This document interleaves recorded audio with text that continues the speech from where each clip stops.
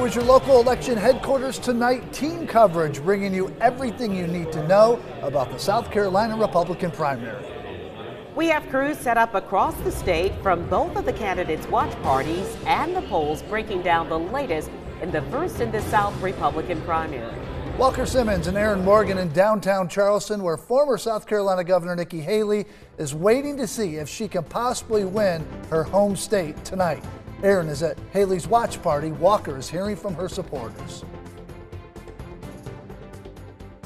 Meanwhile, Raymond Owens and Jordan Siopa are in Columbia, where former President Trump is holding a watch party tonight.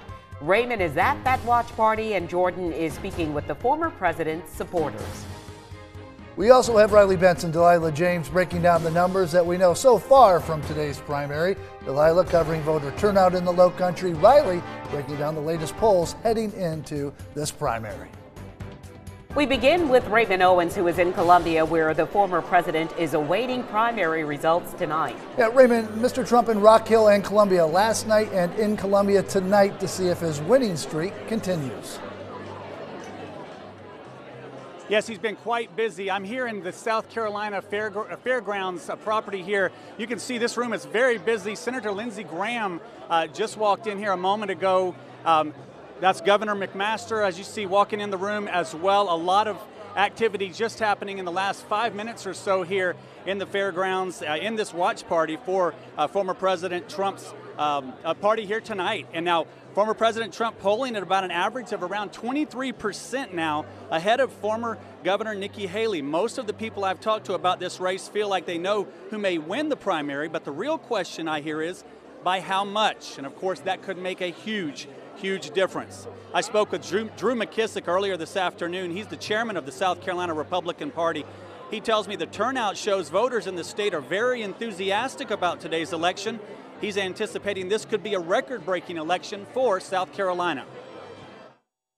Turnout, enthusiasm is huge. Early voting turnout was 208,000 for us across the state, contrasted with the Democrat Party, who only had 132,000 turnout for their entire primary, including primary day.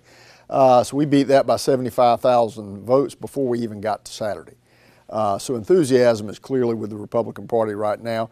We're looking to break our turnout record. The record right now is 765,000, which we set back in the 2016 presidential primary, and we believe we'll beat that today. And we've got Governor McMaster here behind me, as you can see, talking to the media. I'm going to just listen in just for a moment to what he has to say. All over the state, and it's paying off. Look, from what I hear talking to Chairman McKissick, it looks like there'll be a good turnout. And building on that, we're still talking about a candidate who, 2 straight losses in the popular vote, disappointing 2018 and 2022 midterms. I think the enthusiasm is enough to overcome that. This time, his 5th time the charm. I think that right now the world is a dangerous place. The border is a disaster, and it is 100% the fault of President Joe Biden not using the authority he has to close that border. He doesn't need any money, doesn't need any legislation. He just needs to go back and redo the things that Trump had in place when Joe Biden came in, and the first thing he did was open up the border. Again, that is Governor McMaster here at President Trump's watch party. I'm going to go now to Jordan Siopa, who's talking to some of Trump's supporters right here on the fairgrounds as well. Jordan?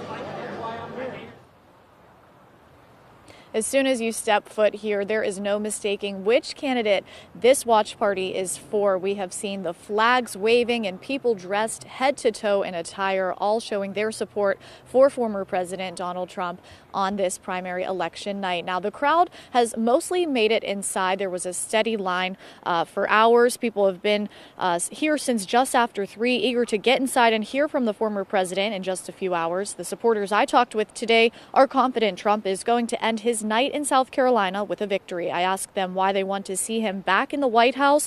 Answers included his policies like tighter border control, his performance as president the first time around, and dissatisfaction with the Biden administration.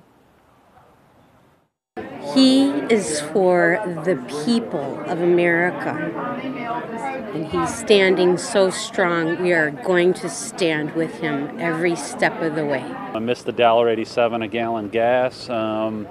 Under Biden, we've had record highs in gas in the history of our country. Former President Trump is set to take the stage here at 8 p.m. Reporting live in Columbia, I'm Jordan Sayopa. Count on 2.